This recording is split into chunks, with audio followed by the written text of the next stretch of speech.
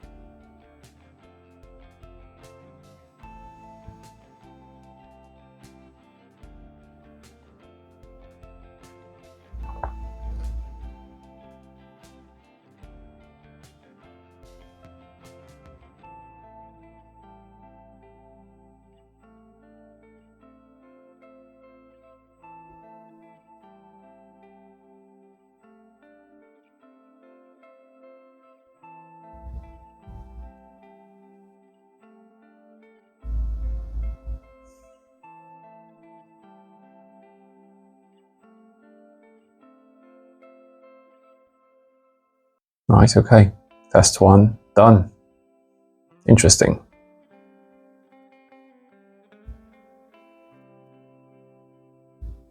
Now I speak, it drops. That's actually interesting, over 30 seconds.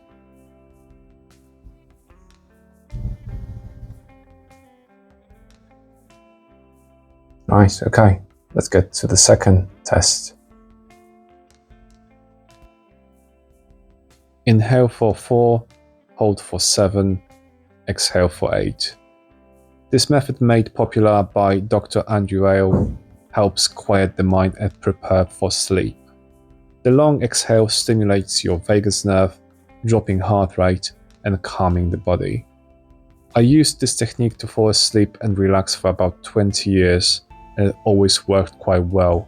But since I've been diagnosed with ME/CFS, it was too stimulating with long hold and exhales, and it didn't help me to relax. But let's see what it does to me now.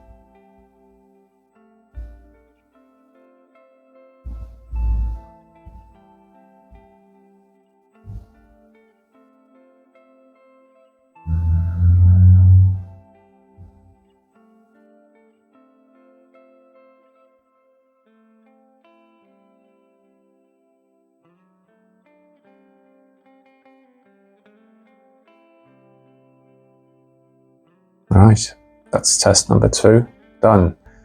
Interesting, isn't it?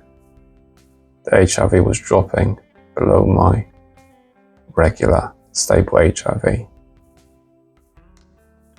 Let's just give it more. Give it another second. Couple seconds. Yeah, I'm below what's normally I'm around like 50 HRV. I'm kind of stable. Okay, right. Let's get to test number 3. Breathe in for 6 seconds and out for 6. That's it. This pattern creates something called heart breath coherence, a state where your breathing and heart rhythms sync up. It's a favorite among researchers and HRV experts.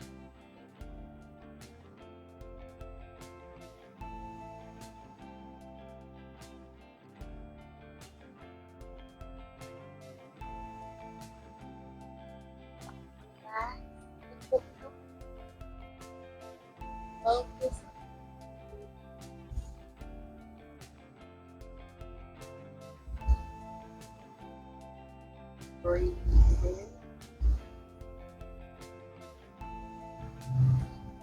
Breathe.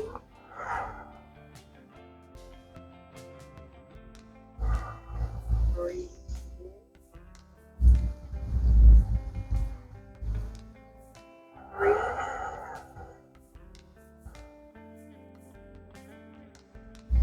Breathe. Breathe in.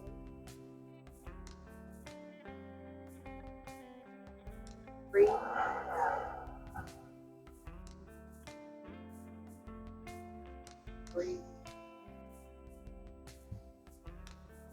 Breathe. Breathe.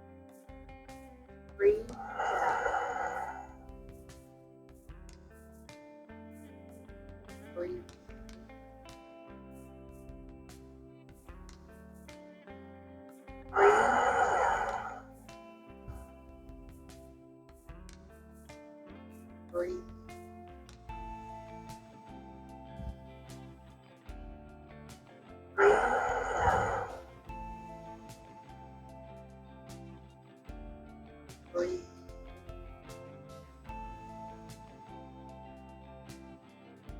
Breathe.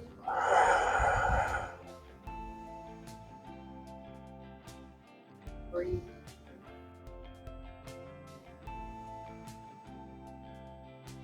Breathe.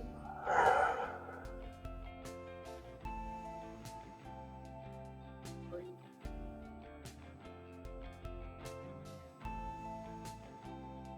Breathe.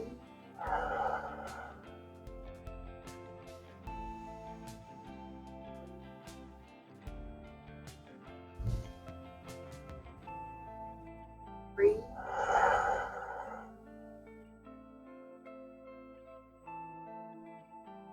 Well.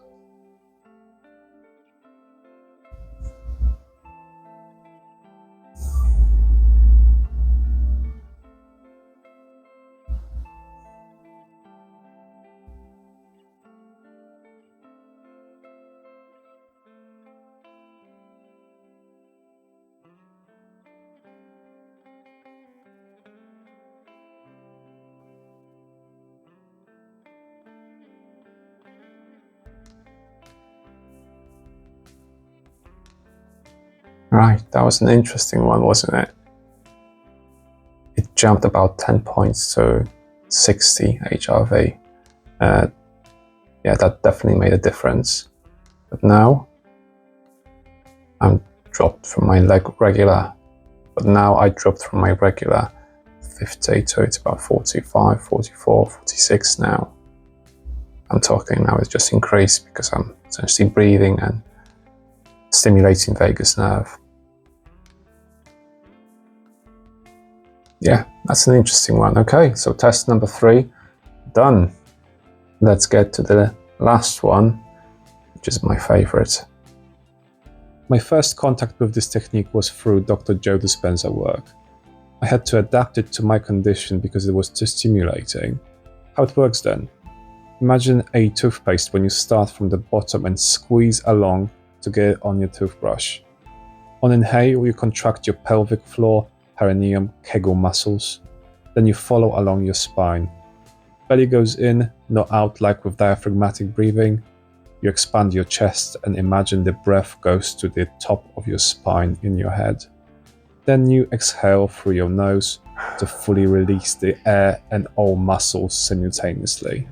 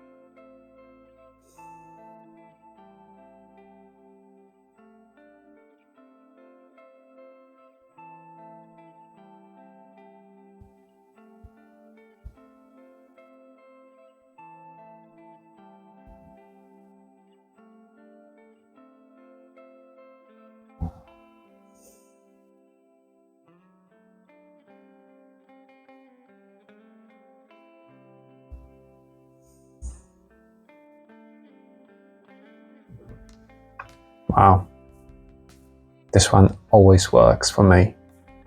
I think I've seen like 70. It's definitely one that just made my life different. Here's what the data showed after 2 minutes of each technique. Quite interesting, I have to admit.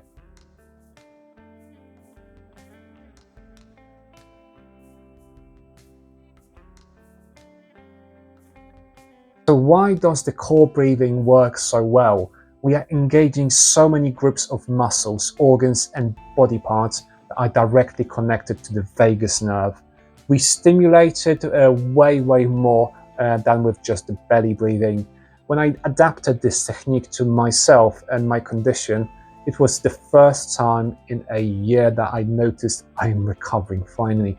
I had control of how I feel, whereas before nothing really worked to calm me down. For me, it's all about personal rhythm, adapting to the body, no counting, no thinking, just following the motion and deepening the relaxation. I tested this technique for a month straight, trying different locations, positions. I'm pretty sure it helps me to regulate my overstimulated nervous system and heart spikes, especially when standing up. Wink wink, my POTS symptoms. Dr. Joe Dispenza's way of doing it was actually putting me into a sympathetic state, especially with the hold on the inhale on the top. Don't get me wrong, this technique is all about moving the energy and it definitely works. But for me with ME/CFS, it's all about comfort, safety and relaxation, which this way of doing it works like a charm. I want to share with you a couple of learnings on how can you use this technique daily. You can double inhale on top just to add extra oxygen. Let me show you how.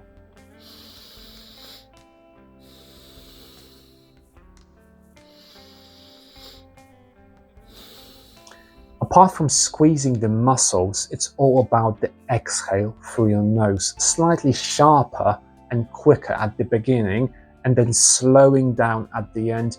You can even do a double exhale at the end to empty the lungs fully. Let me just show you how and what's the most important part there.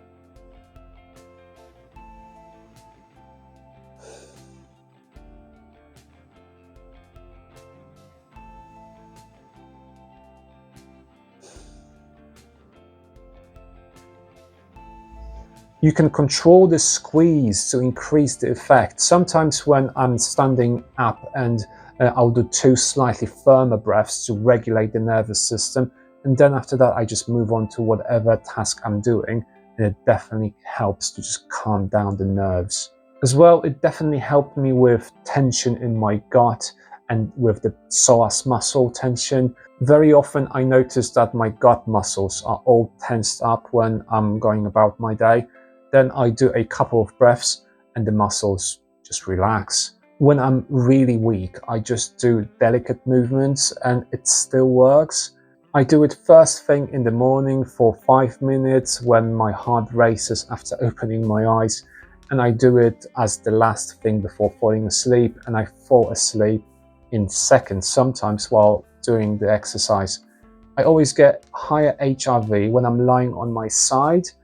It especially helps with those bad days when you can't move your finger and just about you're able to breathe. Please try it, it really helps. This technique didn't heal me, but it gave me hope that something is working when nothing made a difference before. And it gave me capacity to work on finding new ways to heal from this condition. And finally, after a year of severe ME/CFS and what I now suspect 20 years of mild, I finally see light in the tunnel. Please let me know what you think about this, and if you have a device that measures your HRV, I would love to know your results. I wish you all of the health, and I'll see you in the next one. Take care.